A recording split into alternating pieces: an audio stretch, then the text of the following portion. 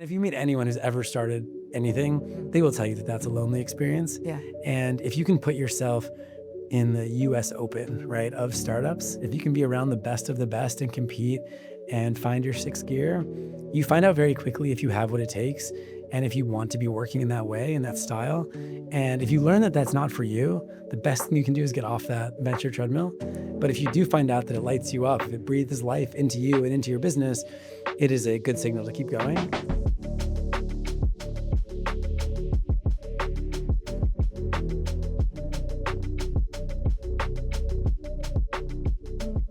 Welcome to the Inside the Fund podcast, where we go on the other side of the table and learn about capital raising from VCs. I'm Helena Fogarty. I'm a fundraising expert who helps startups raise their seed and Series A rounds. And today I'm joined by Jeff Becker of Antler. Antler is the world's most active early-stage investor, backing exceptional founders at the very start of their journey.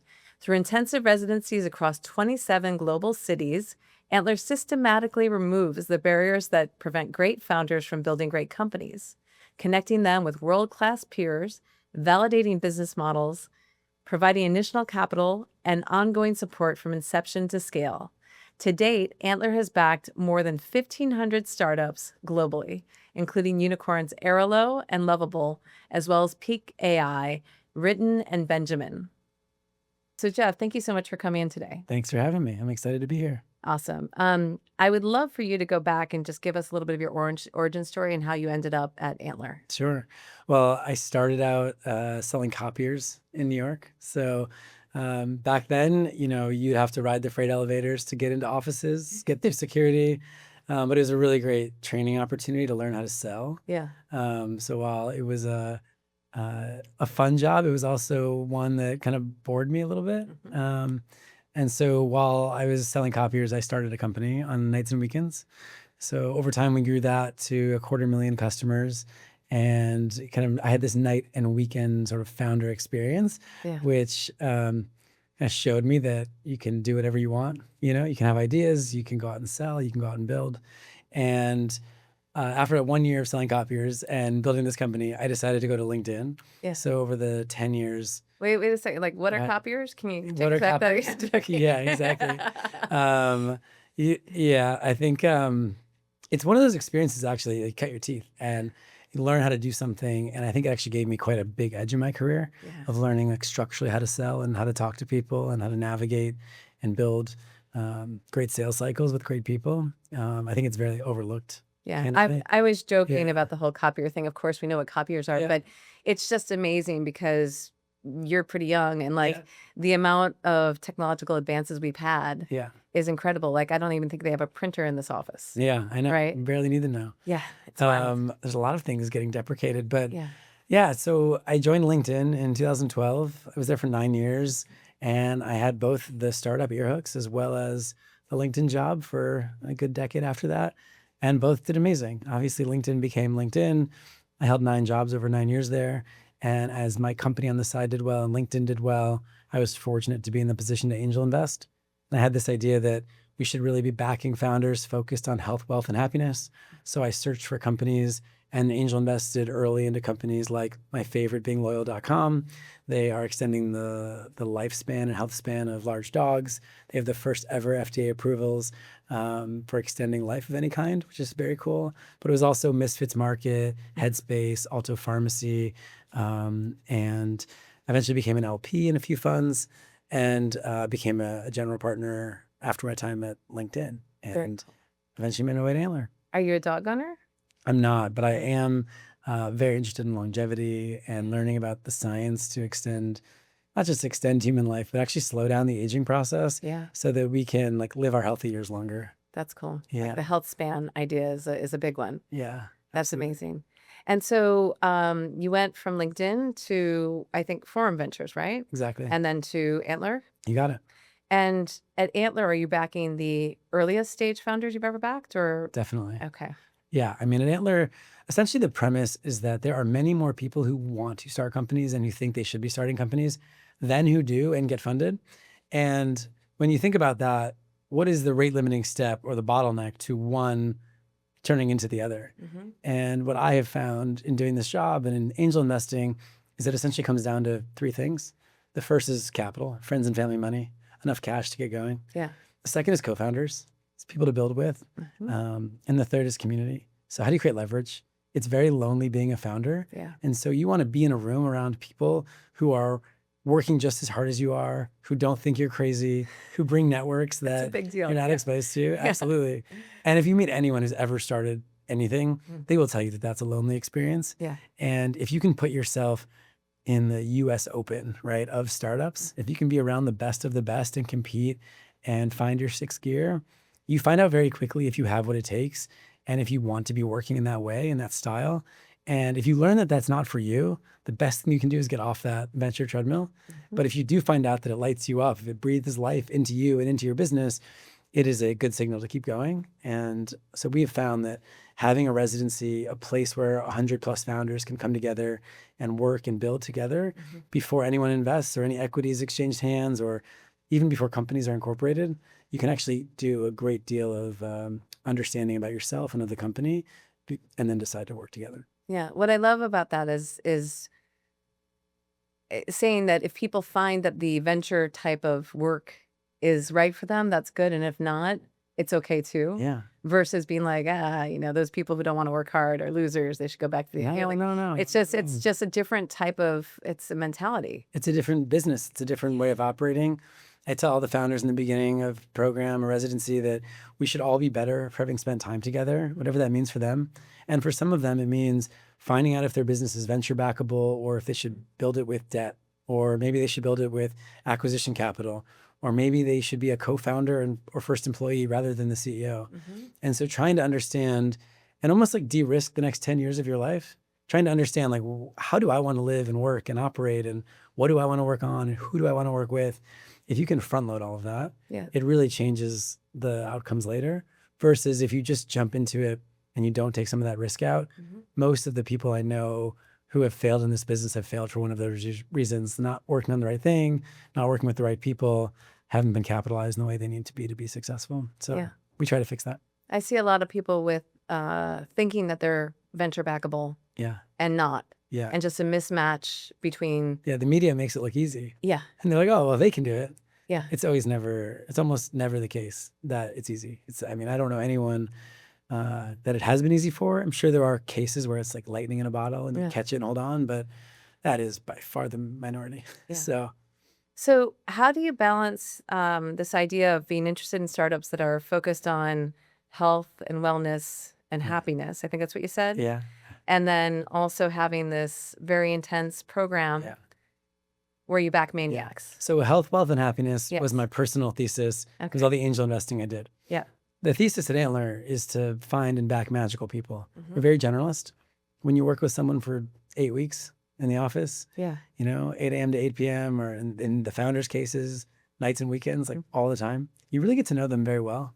And you get to find out a lot about them, how they communicate, how fast they work and build and ship, how good they are at selling, if other people are inspired to join them. So you take all these little nuggets of wisdom about an individual and you back them based on whether or not they're an outlier on those dimensions.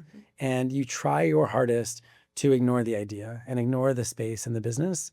Not to say that we won't look at that, but I have found in more times than not, magical people figure out if a business itself isn't magical, and they iterate and pivot through that. And so we really try to spend 80% of our time on the founder. Yeah. And then, of course, ideally the business is venture backable, and the creativity and the decision-making that the founder has lends us to believe that they're going to build something legendary. And the program's, 6-8 weeks? It's different all over the world. Okay. In the US, we're 6 weeks. Okay. Yeah. And then what happens after that 6 weeks? Ideally, we invest and then we get to work. We talk about how to deploy that capital, how to think about hiring, how to think about product market fit, and we ready the companies to go fundraise so that they can continue on their journey. And for many people, it means, in this case, that we won't back them. It means staying part of the community, being alumni, maybe becoming first employees, maybe continuing to build and us backing them later, or just helping them in any way that makes sense. Obviously, we're going to invest in far fewer people than we work with, just by virtue of venture capital. So we want everyone to have that amazing experience, but we want to concentrate the capital and the magical people. And so for you and your work life, Are those 6 weeks really intense, more intense than the rest of the time? 100%. Okay. It's probably about 6 weeks leading up to the residency, Yeah. 6 weeks during the residency, and then probably 6 weeks post residency where it's crazy. Yeah. So if you think about those 18 weeks, that happens twice a year. We do work with real intensity for that time, and then we sort of look inward in the fund and figure out what we need to improve, either in the residency, our follow-on strategy, our own capital and fundraising efforts.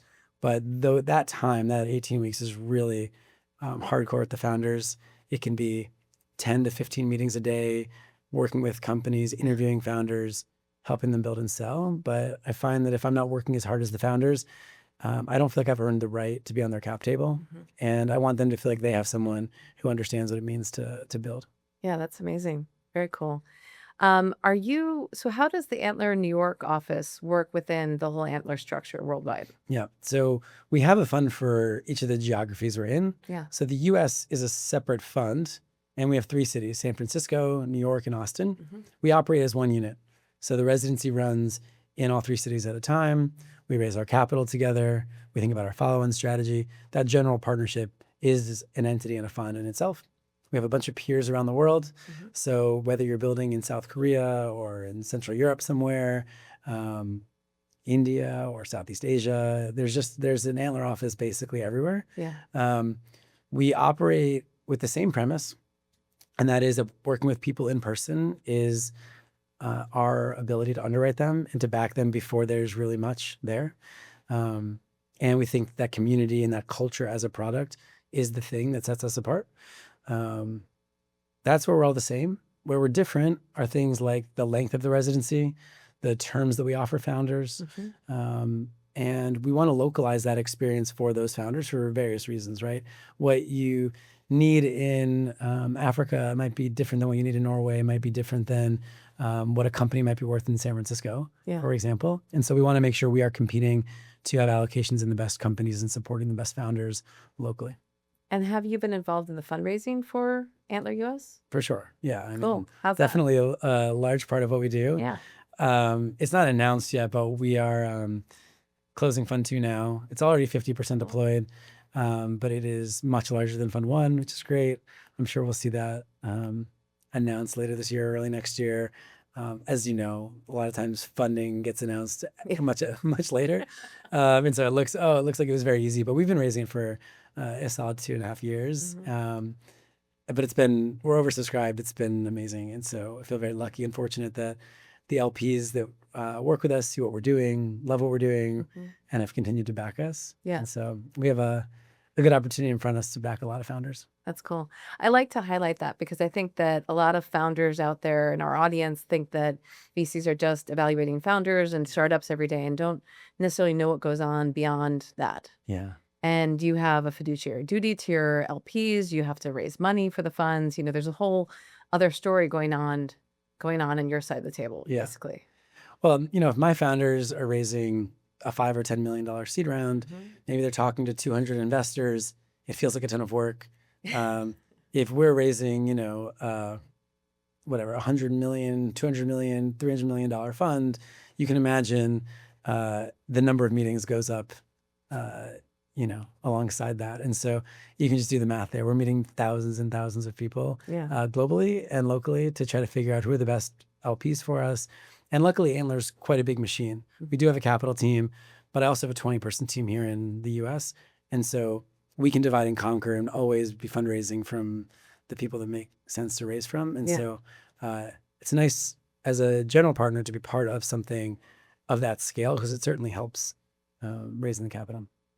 So you talk about backing magical people. I've heard you call them maniacs elsewhere. What is getting you excited right now in venture? Like what kind of opportunities have you excited? It really is the founders. I know I'm kind of a broken record on that. Yeah. But there are certain people that just inspire you. Yeah. Like if you right now or any of your listeners just think back to people they've worked with in their lives and you say like, who's number one? Or who's 1, 2, and 3? There's almost always people that stand out. Yeah. Someone that you look at and you admire and you respect and things seem to come easy to them. Maybe they're an asymmetric kind of thinker or an opinionated person or a very hard worker or a domain expert in something. There's different spikes that someone can have. Maybe they're a world champion at something, or they've built an amazing company in the past, or as a kid they did something really unique. There's these like spikes of people, and I try to find out what is it that's spiky about them, as opposed to one size fits all.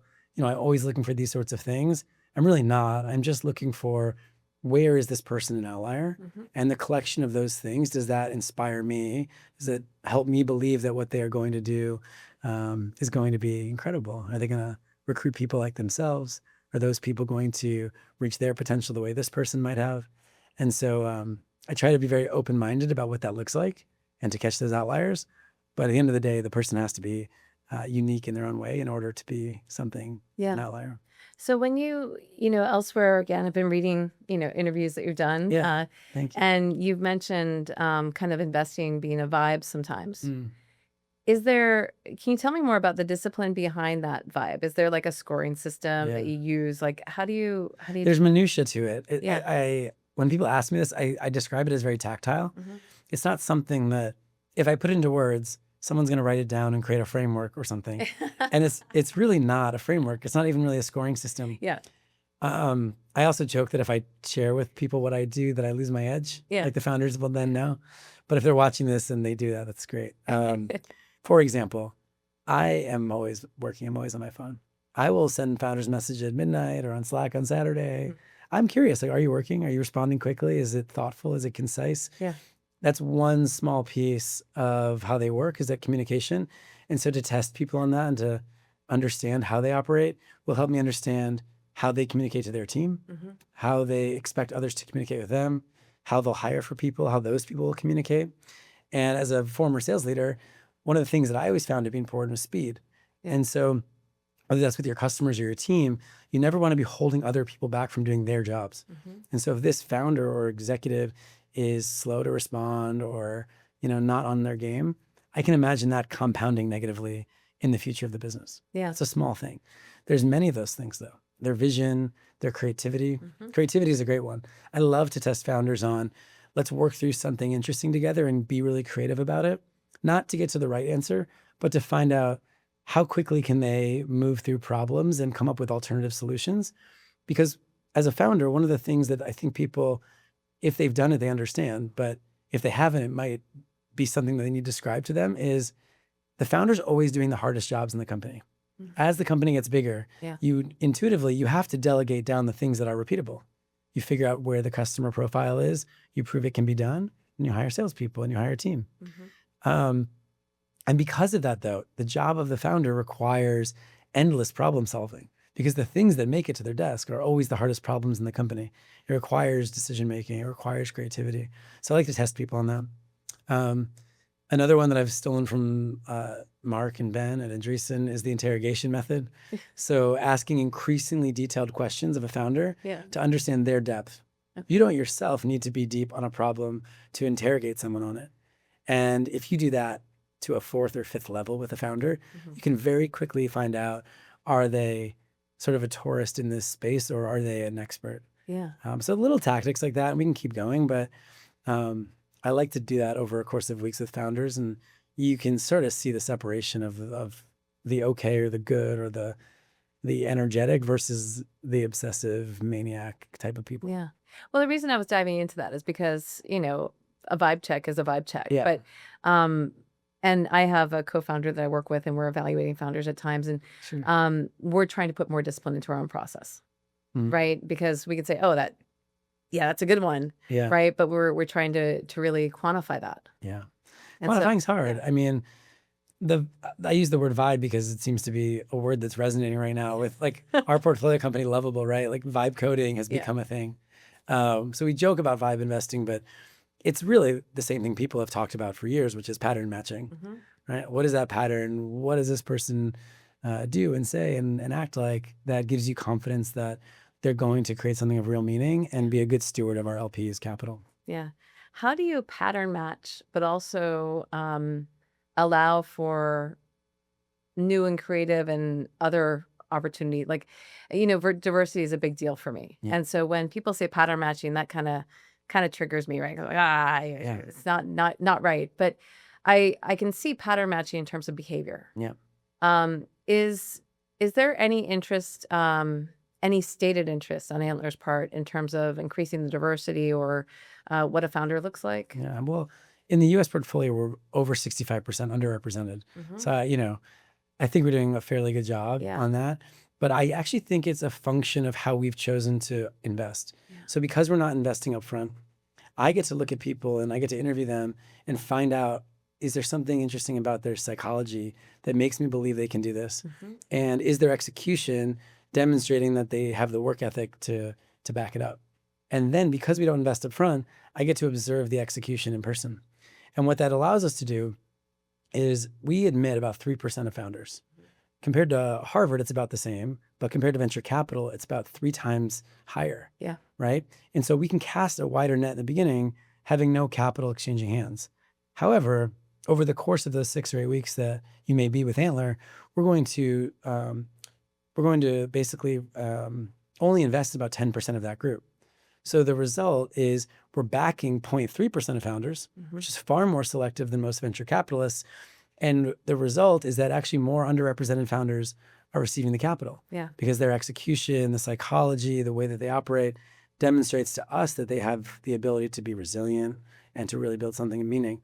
And so I think it's probably a pretty good indication the rest of venture is broken, right? If they're pattern matching over a resume versus the execution. Yeah.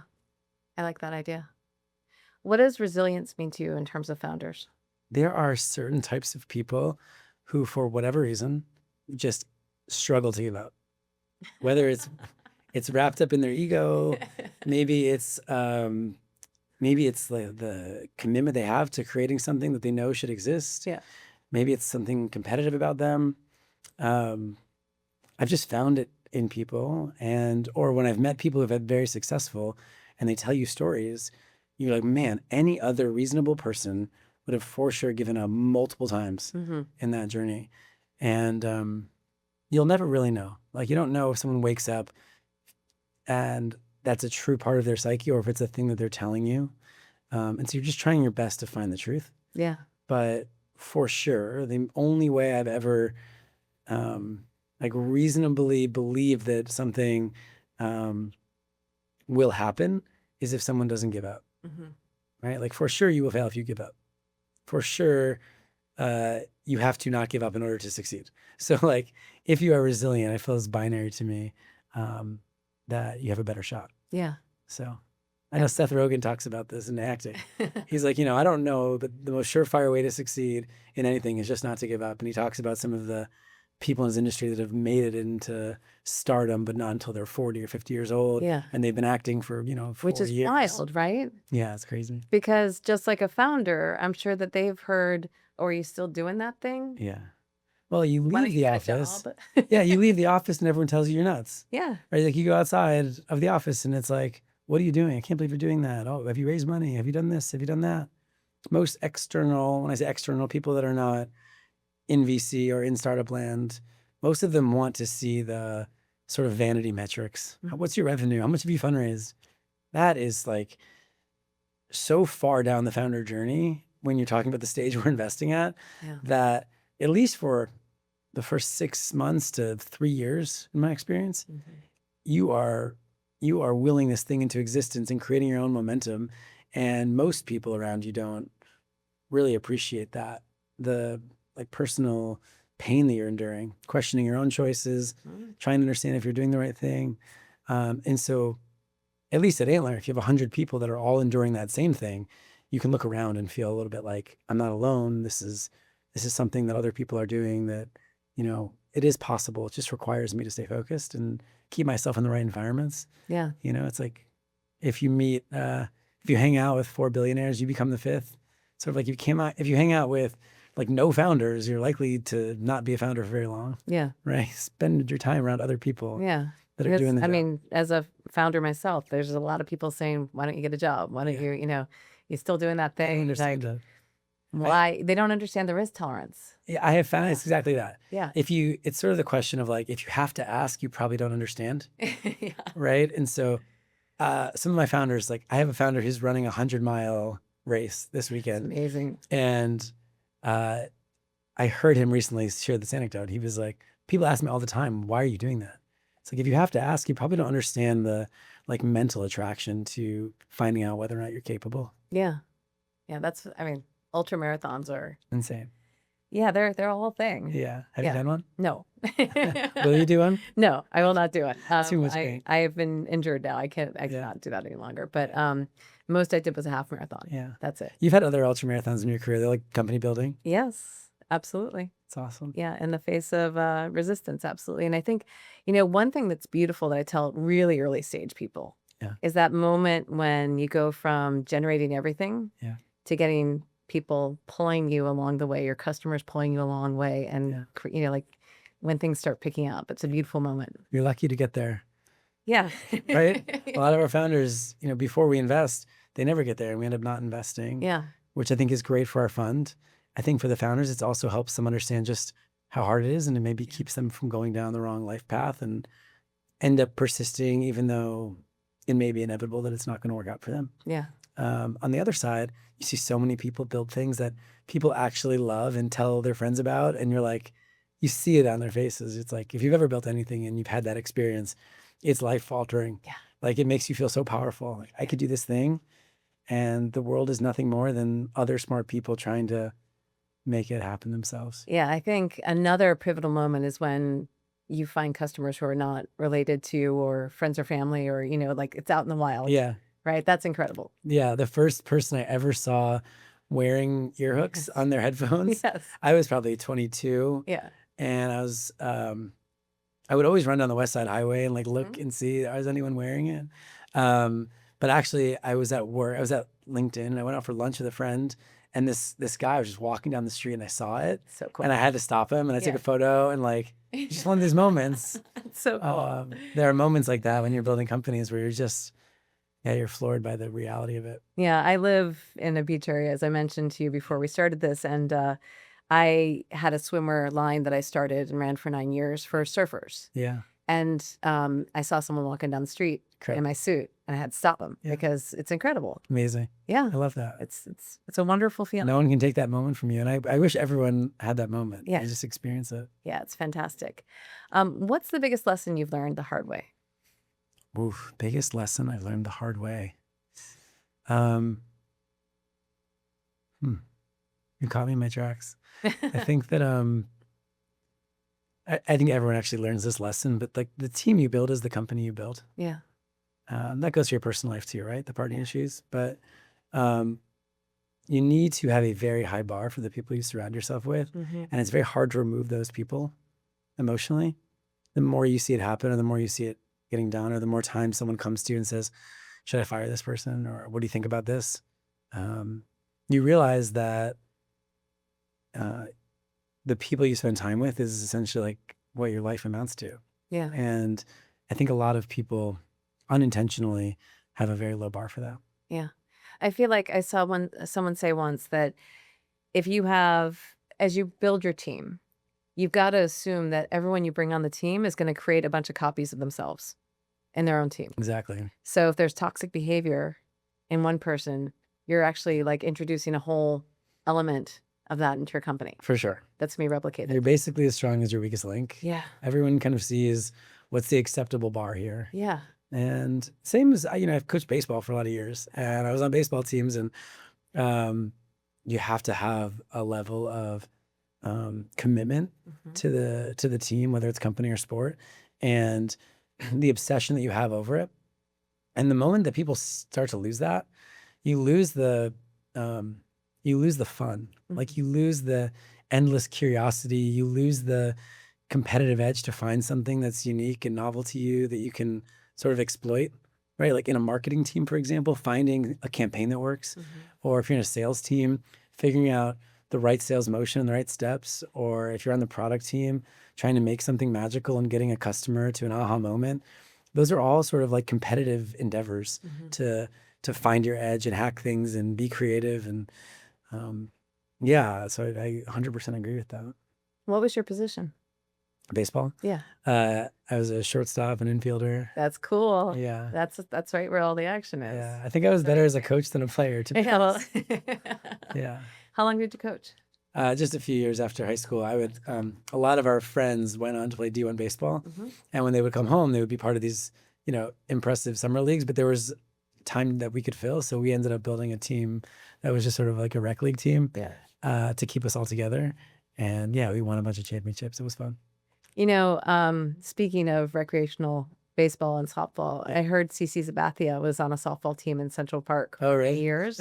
And I was just at Yankee Stadium last weekend and getting a little statue of him. That's incredible. That's amazing. I would have loved to play in that league. Yeah, right. I don't know if I'd love to play against him, but that's amazing. Right? You don't want to play third base on a softball field with CC Sabathia in the batter's box or, pitching, though, he wouldn't be so intimidating if he's thrown underhand. Yeah, that's true. Maybe. I don't know. I have no basis to judge that, quite frankly. How do you think that founders should think about valuation? The only thing, in my opinion, that matters is building a company that succeeds. And as you raise, you want to take risk out of the business. So you raise for different reasons and from different people. And sure, it's great to have a lot of money in the bank and a high valuation, but that alone is not enough to accept a term sheet. Yeah. Actually, in many cases, it's probably a reason to decline it. The hype level valuations, in my experience, don't typically lend itself to like strong cash management and kind of building something enduring. It actually lends itself to spending that shouldn't be happening. There's like this analogy, maybe it's a little bit, we'll see if we cut this out of the podcast, but if you have a handkerchief and you have a box of tissues, if you only have the handkerchief, you try to like use every inch of it. If you have a box of tissues, you'll easily pull them, every one. Yeah. And I think a bank account is very similar. Founders tend to, if you think about, if you have $1 million, the first, 100,000 they have gets treated very differently than the last 100,000 when they're running short. And so you're trying to create an environment where you need to be frugal so that your team is forced to make strong, durable decisions with the capital. Yeah. And so there's a balance between valuation and value.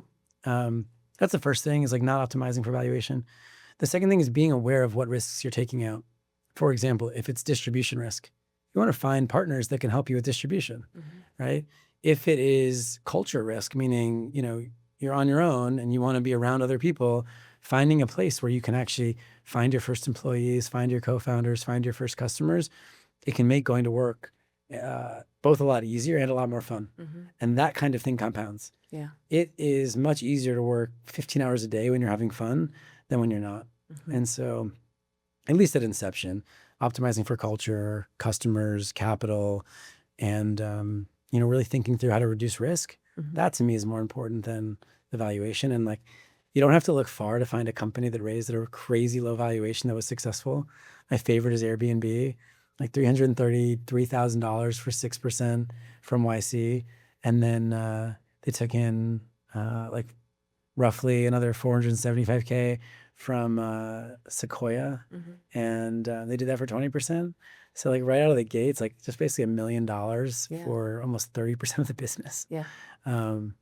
But if you look at the interviews and you like kind of go back in time, the only thing Brian cared about was building an amazing company, and had binders of credit cards they were maxing out to make it work, and they were taking in the money where they could find it because they believed in what they were doing. And so I think the early capital is important, and it can be life-changing, but at the same time, it's very hard to come by, particularly when you are trying to build something that no one understands. Yeah.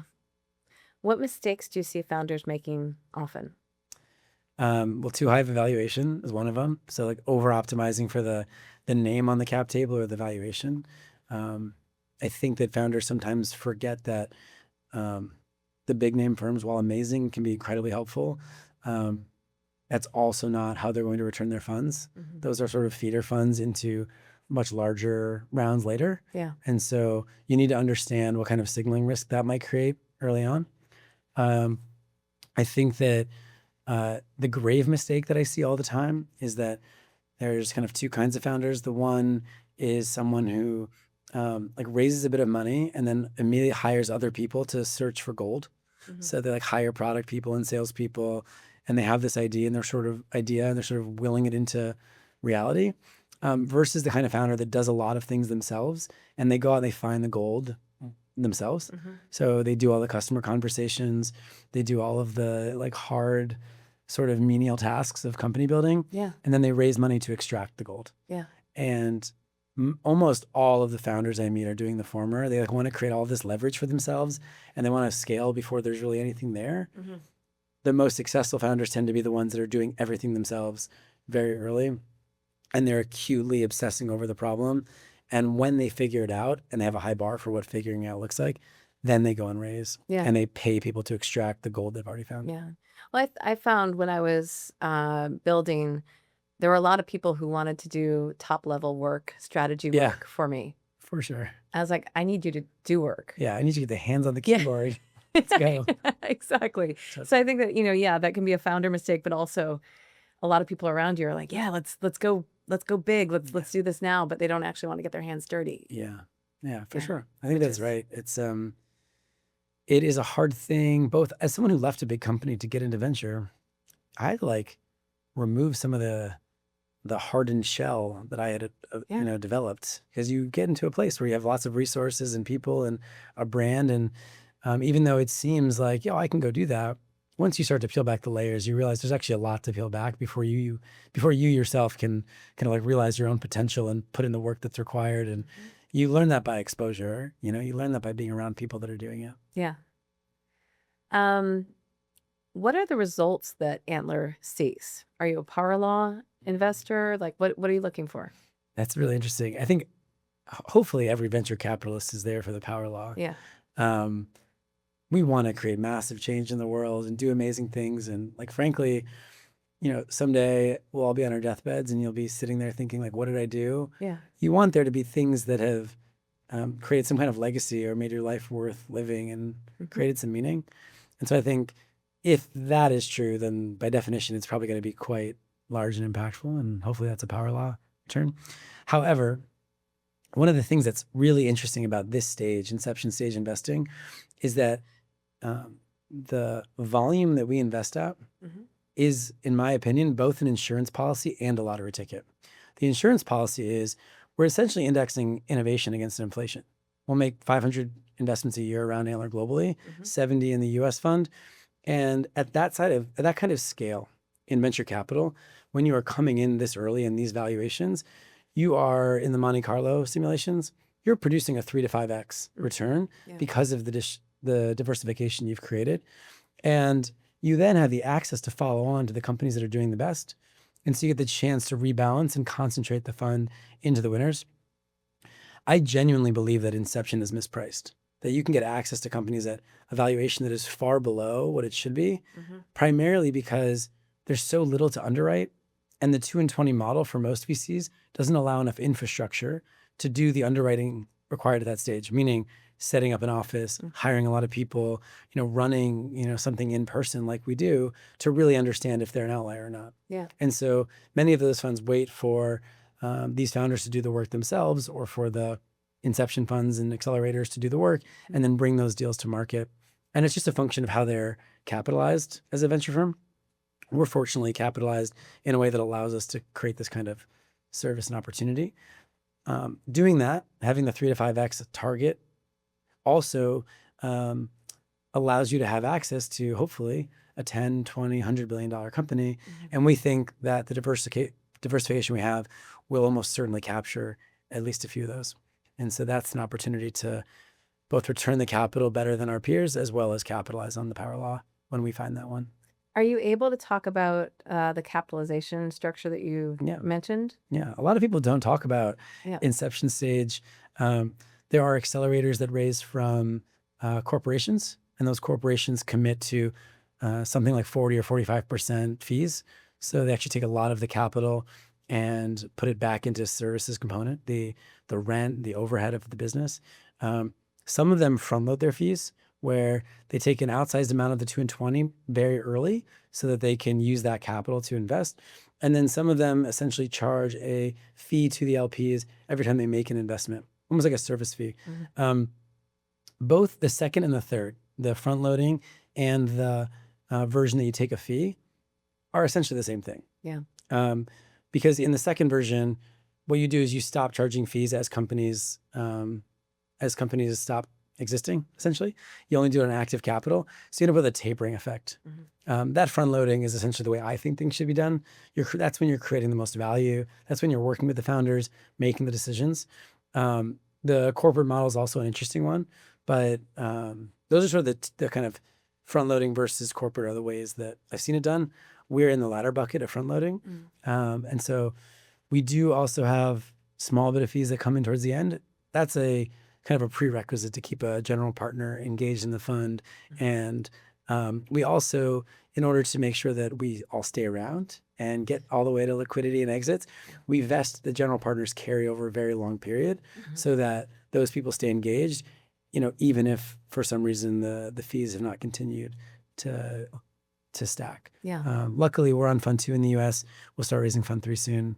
And Antlers, in the time I've been there, we've grown from 300 million to 1.3 billion. And that was at a time when LP dollars shrunk by 74% in the market. So we've really been gaining market share and been well capitalized to go invest in Inception companies. And how many people do you have in New York? In New York, we're just 8. Globally, we're about 260. So it's quite a big firm in aggregate. But then, locally, we're 8. In the US, we're about 20. And do you have an office that's large enough for the cohorts? Like, how do you handle that? Interestingly, after COVID, a lot of the commercial space got kind of dilapidated, if you will. So we've been fortunate to go into spaces that are amazing spaces in New York, Austin, and San Francisco. We've gotten amazing deals on rent. In San Francisco, we just announced we're opening up there. We hired an amazing general partner, and we have the old user interviews office. It's 15,000 square feet. Wow. Tons of space. Founders from all over the world can go and work there. Founders that are participating in the SF program work there. Our US portfolio companies will go there when they're fundraising. It's an amazing resource. That is amazing. In New York, I feel very New York in my setup because we have a great relationship with the owner of our building. And so we have 2 floors, but the second floor, when the residency is not happening, he rents out for events. And, he's more than happy to work with us to basically expand and contract as the residency happens. So we've negotiated a really great setup here in New York. That's cool. And then Austin is running an amazing 10,000 square foot space down at Congress. So it's a cool spot for founders. And we're running hackathons. Since we backed Lovable, they want to run hackathons all the time. We're inviting them in, and we've got all kinds of partners that want to do cool stuff in our space and activate it. So on any given week, you might see a female founders breakfast. You might see an investor happy hour, poker nights, private studies, all kinds of really interesting stuff. So there's almost no time throughout the week in New York. If you walk into our office, someone's not there doing something. So it makes it really fun. Very cool. Have you had any misses For sure. you want to talk about? If you don't have misses, I don't think you're in the deal flow. I just love hearing about the misses. Ali Hussein is building Tabs. I met him right after he left Latch. It's one of the hottest and fastest growing companies in New York. They've raised a ton of money since. I had him signed up to join Antler, and then he received an amazing term sheet from Primary, his first investor. And we had a conversation. I said, you have to take that. It's a much better offer at this stage where the business was, what had been developed. And so I think I'm fortunate in the position that we want to work with founders and help them see what's right for them. And in that moment, that's what was right for him. It's gone on to be a great success for him so far. And we still email and talk, and he refers founders, and that's great. There's a bunch of those. And I'm always happy to see a founder build an amazing company, especially here in New York. So I'm a little sad to have missed it, but I'm happy for the Primary team and for Ali to be building such a great business. And there's a few of those. But I love that integrity. Like, not at the same scale, but I was working with the Founder Institute for a while, and there was a startup that it didn't make sense. They were too far along, and I was like, listen, I'd love to have you in the program. But it's not going to be worthwhile for you. Totally. And that's okay. I think of it a bit, this is kind of strange, but I think of it kind of like one of those conveyor sushi belts that you're sitting there and hopefully you can pick them off, but sometimes they get a little far out of your reach. And that's okay. I can't be across every single inception stage company, although I would like to be. We get 165,000 applications a year. Wow. Which is an obscene amount of applications to go through. Or that's worldwide. Okay. New York will see about 12,000. So, it's still a significant number. In the US, we'll see about 20,000. So we are the lion's share, but we just opened up San Francisco. So I imagine this number is going to be a bit larger in the years to come. And sometimes you just need to meet a founder in the right moment, and some of the best founders move insanely quickly. So if you are at that stage, like, you have to be willing to have conviction and move fast.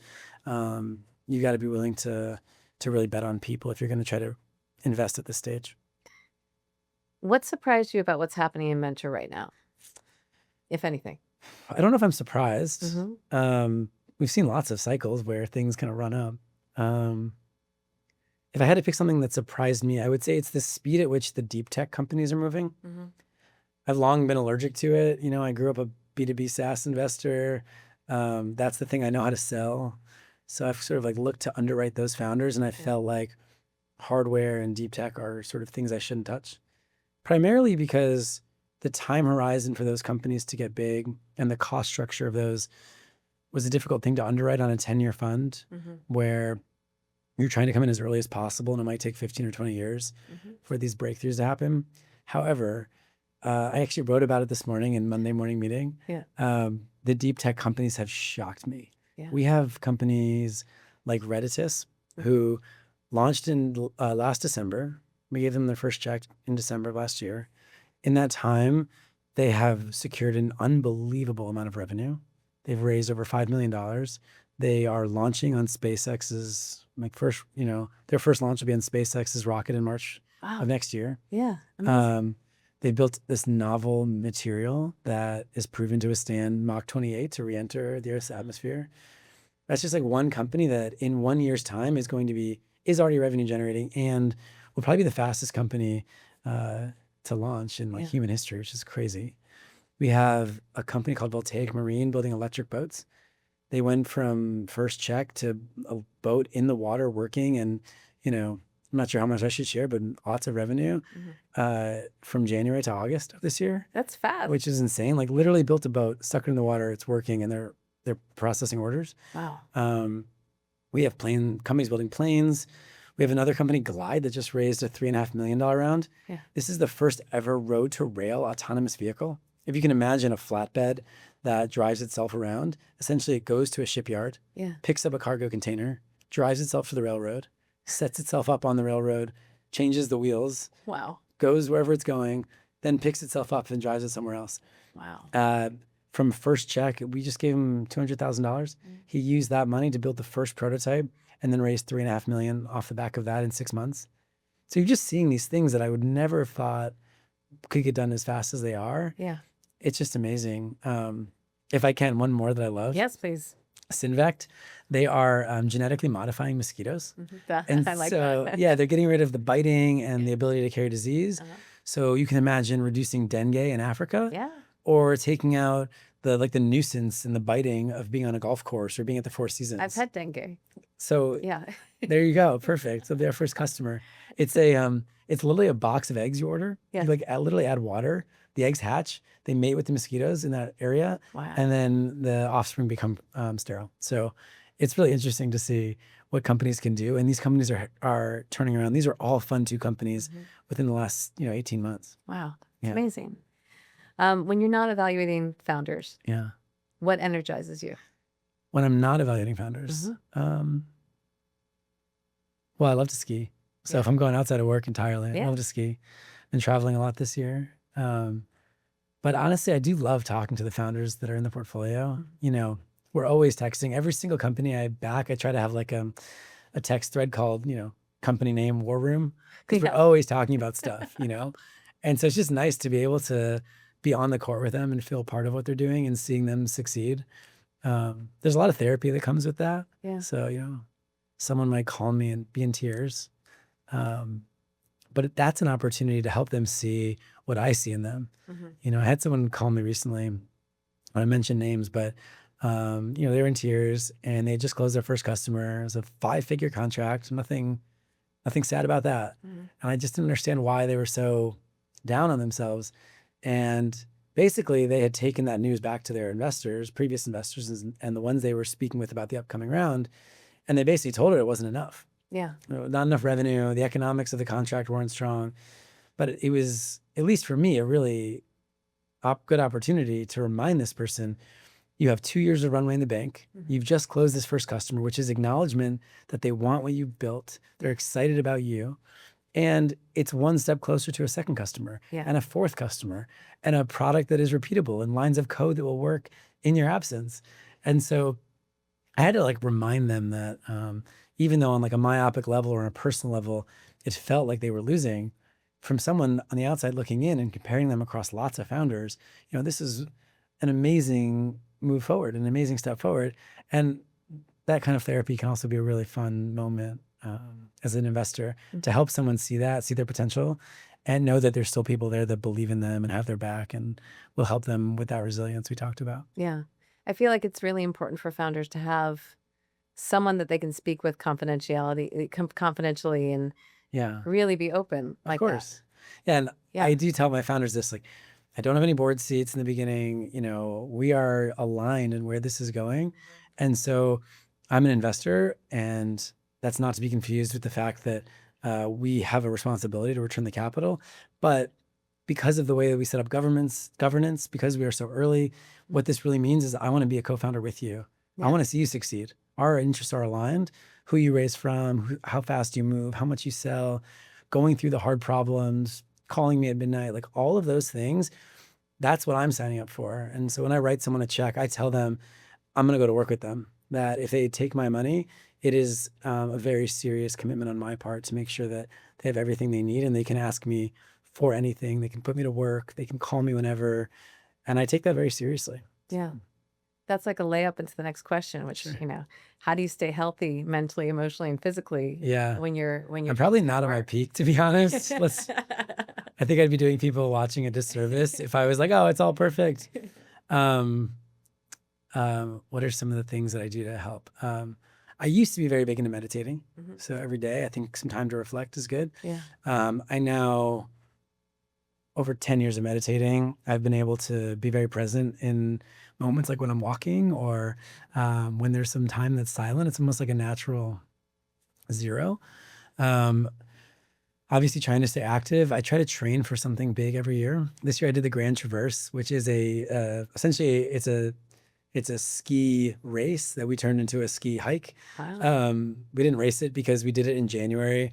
So imagine what is normally a ski race from Crested Butte to Aspen. World-class athletes do it in like under 10 hours. Yeah. This was a 26-hour hike. We did it in negative 40 degrees. And so it was pretty intense. Yeah. But I do like to train for stuff like that and push myself and sort of be out of my comfort zone. And then on the health side, this is probably, I don't know how people will perceive this one, but I was spending a lot of money in New York eating out and ordering in, and everyone knows about the fees they're stacking on Uber Eats, right? So I looked at how much I was spending, and I realized it was actually less expensive to have someone do my meal prep for me. So I hired someone to come and just like clean the house lightly, like, do the dust and all that kind of stuff, and do the meal prep. It's amazing. That's so good. It's expensive relative to if I were cooking for myself, but it saved me a lot of money relative to the New York lifestyle. Yeah. And what I found is, even though it's a little boring to eat because we just kind of make 5 dinners, 5 lunches, 5 breakfasts, I'm healthier because of it. Yeah. So that's super, that's been super helpful and a cool life hack I've had. That's the last very years. cool. I mean, I'm envious. The meal prep thing is a life hack, definitely. Yeah, because it's so much easier to eat healthy when you have something ready to go. It's about the same price as if you order any of the meal kits. But in the meal kits, I found that to be like uninspiring, and I don't want to do all my own cooking. And the menus are sort of, the menus have been on those things have been built for taste. And I'm actually there to like eat the things that I like and be healthy. And so I'm willing to forego a bit of the extras. If you've ever ordered a meal kit, it's like very saucy or something like that, and you add up a bunch of other calories in something that they think is important. Whereas like I'm just happy to have like protein and veggies and like be healthy. There's also times for that, right? Like it's great to have a wonderful, delicious, saucy dinner, but then there's sometimes you just want to have lean protein and veggies to keep yourself going. Yeah, I was going to ask you what your support structures look like, and that's a great hack. Yeah, I love that one. Yeah, so amazing. That's been great. I'm sure there are many others, but I do think it's important to like stay active and eat healthy. Yeah. Try to keep yourself in the right place. What does your time between cohorts look like? So we invest around Thanksgiving timeframe. And then we help founders get ready to fundraise throughout December and January, going to market, and usually end of February, beginning of March. So that time of Thanksgiving to March is sort of what I would call our downtime. That's the time to just work with the portfolio companies, think about scouting, rebuild the internal product. How are we going to evolve as a business? And so that is a kind of a turn inward on what is Antler and how are we going to improve before the next residency. And then the next residency starts in March. We go through March and April. We usually invest in May. And then June, July, and August are our times to look inward again, build Antler again. And then we start up again in September. October, November, we invest. So it's sort of this like ebbs and flows of the business. And you really want to have that time, because at least what I've found is when you're with the founders, you want to work as hard as they are working, but you don't want to be doing that all year round, because you need to figure out how do you evolve the product for LPs? How do you evolve the product for founders? And so you need to make adjustments, and you need time to build your own venture firm. That's the technology we build, the marketing we do, the way we think about events, the way we think about investor showcase and demo days. And so you really need that like introspection. You can't just like sleepwalk your way through doing the same thing over and over again. You need to build. Absolutely. Do you have any hot takes? Hot takes on the industry? Hot takes. There's one going around Twitter right now that being an early stage investor is about consensus rather than non-consensus. You've seen this one? Yes, of course. I've been reflecting on that one. I'm a big fan of it. Yeah. Are you on the consensus side or non-consensus side? I don't know that I have a side. I just think it's a great commentary. Yeah. Because I think that there are a lot of people out there thinking that they're doing something new and they're not, right? The consensus. Yeah. Yeah.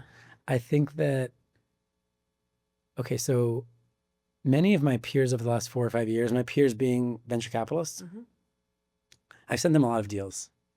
And I've started to learn what stage most people actually operate at. And it is much later than they describe. Yeah. Much later. Thank you. Much later. It is sometimes early. Sometimes it is really a team bet. Yeah. Sometimes it is really an idea bet. It's such a rare occurrence, though. As much as people talk about being the first check and backing people at the beginning, I would love it if we could pull open everyone's cap tables and look at the kind of hair that goes on in the early days. I think you find a lot of friends and family, a lot of angels, a lot of people that have helped build that company and get it going. And whether it's non-consensus over the founder or over the idea, whatever it is, all of that stuff, to me, are the non-consensus people by real definition, because no one else is willing to back it. At a certain point, these companies become known entities with known quantities. Known entity being, you can find it in PitchBook or find it on Harmonic. Like, everyone has access to the information. And the known quantities are, they have customers, they have revenue. There's an early adopter that's demonstrating that there is at least something worth paying for there. Whether or not everyone agrees or not, maybe many people view that as still being non-consensus, but relative to inception stage investing, seed and Series A are consensus. Yeah. Because there are competitors, there's underwriting, there are customers to call. And so it's inevitable that it will happen. It's not inevitable on how big it will be. Yeah. I mean, I think, it's been said before, but there are a lot of people who want to say that they're the first check-in. Yeah.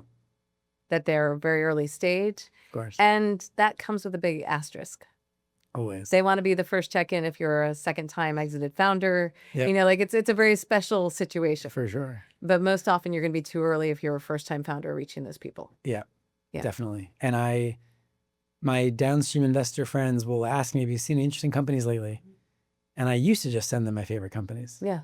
And then I saw what it took to fundraise, and I really hold back those companies now. Yeah. Unless there's a perfect fit or we've aligned on some thesis, I don't want to put a founder in a position to start the clock with that individual when they're not really there yet. Yeah. And so people ask all the time, what's your favorite company right now? Or who do you have in your portfolio that is doing this cool thing? And there's founders that I'll always introduce, but I have moved from this person's amazing and you should back them to this person's amazing and you should meet with them and get to know them. Yeah. So that when the time is right, you guys should work together. There's a big difference in that. One of my favorite like first checks in is this company, Blooming Health. And they did 150 investor meetings before they met me. And I backed them with $100,000. And the thing that I liked beyond their founder market fit and how hard they were working and how acutely they were focused on their customer was how well we aligned on the sales strategy. Yeah. We workshopped this idea that they should focus on a part of the market where they could actually create progress and demonstrate their product worked and underwrite some of the things that they didn't know were true but thought were. So like, will a older adult, will someone who's in a community-based organization, for example, text with you? Will they pick up the phone and talk to you? Will they do care adherence with, a phone call or a Zoom call? Will they increase their engagement in activities in this organization or community by virtue of engaging with technology when they may not even have an iPhone? After I invested, this is earlier in my VC career, after I invested, we probably did another 200 meetings and nobody really wanted to get engaged because they hated the sales strategy. Wow. They said, you're not selling to the big organizations, the big companies, the big healthcare institutions. It's never going to get big enough. And what we believed and what we understood was more about the durability and the product and the proof that we would need in order to run those large sales cycles. I sent it to an investor friend who claims to be a first check on all these companies and, basically said, no way. 18 months later, that same investor led the seed round in that company. 18 months later. 18 months later. Yeah. And on LinkedIn took credit for being the first check and like all kinds of stuff. And then fast forward another 18 months, Insight Partners led a $26 million Series A, and it's working and it's flying and it's having a dramatic effect on the health of populations and older adults, on their access to care, on their access to all kinds of things. Yeah. And so I just look back at that moment as sort of a defining moment for me on what does early really look like. And also recognizing that what people share on LinkedIn is not always the truth. So say that louder. Yeah, I mean, I worked at LinkedIn for 9 years. It is very performative sometimes, unfortunately, to the detriment of founders who think it looks easy and thinks that fundraising is just, super smooth. LinkedIn is very performative and it needs to be taken with a grain of salt, at least particularly in venture capital. I don't know about the rest of the industries, but everyone's always trying to project this persona or this level of success to their peers. But in reality, like in this company's example, it was real resilience and fortitude on basically paying yourselves nothing for 2 years so that you can go create this change in the world that you believe. And so I'm very inspired by that team. I love those. That's amazing. Those founders. Yeah, that's incredible. And it took so long to get that seed done. Incredibly long. There were other early believers that did come in before that seed round.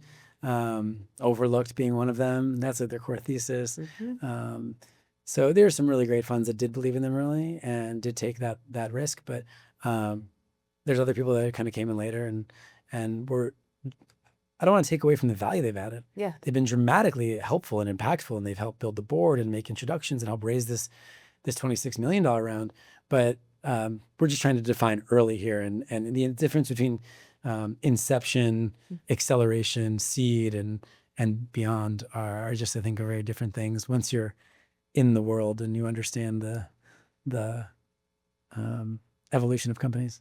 Is there anything that you can point to that allows some first-time founders, unproven first-time founders, to raise quickly versus those that take a long time? Like, I rack my brain around this. Yeah. If there is something, I would say it's probably first charisma and second founder market fit. Yeah. Those two things tend to really give people a level of confidence and conviction that they can use that charisma to sell and to fundraise and to build teams. And they can use that founder market fit to build something of real meaning. Yeah. And so I think there are people that are able to fundraise quickly based on those two things.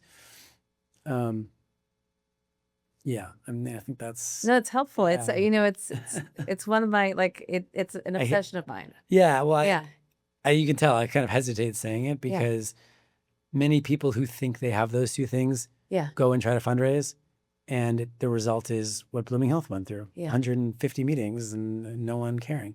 And I also think that, again, there's the real story and what people say. Yeah, of course. right? The founders usually will tell you the truth. Like, Yeah. if you know the company is Zuzu, it's a $1 billion company now. I worked with the founder at LinkedIn. Samir will tell you they did 327 meetings before their first check. Like they were counting them. Yeah. If you talk to some of my founders, like Zach from Hi-Fi Bridge, they similarly did quite a few meetings, but have now raised $8 million, and they are growing as one of the fastest companies in all of Antler globally. Yeah.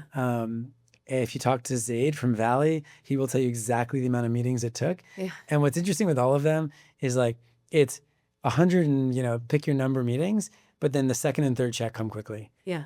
And I write that up to venture capitalists say they want to be first, but they oftentimes want to follow. Yeah, always. What's a question you wish someone would ask you? A question. I don't know. I don't know that I'm looking to be asked questions. That's all right. You're here for new. We can cut this part out if you want. No, it's okay. The question I always ask founders is sort of like to tell me, what your parents would tell me about you. I think people have narratives about who they are, either that have been told to them by their parents and siblings and friends, or that they themselves repeat to themselves. Yeah. And so whether or not they are true through execution and how they live their lives rather than reality. So when people ask me that question, I think my mom would tell you that I'm creative and that I work hard and that I feel like I'm in competition with my older brother, even though he's not in competition with me. And so those things are true, ultimately. And the reason I ask that question to founders is because let's say that is true for somebody, that they feel like they're in competition with someone or something that is not really in competition with them. That might tell me that they might be more resilient than someone else. They're not going to stop until they win. Yeah. Maybe they don't feel good enough for some reason and they want to prove to themselves they are. And so, yeah, that's a question I ask others. I'm always happy to answer the questions I ask. Yeah. Amazing. I really appreciate you coming in today. That's really all I have. I appreciate you having me. This is awesome. Yeah, it's so great to be here. The work you're doing is important. Helping founders raise and the content you're producing has been amazing. And so I'm just very fortunate to be part of it. Well, thank you. And I love just giving the VC point of view to help people understand that a bit more. Yeah, thank you so much. Awesome. Thank you.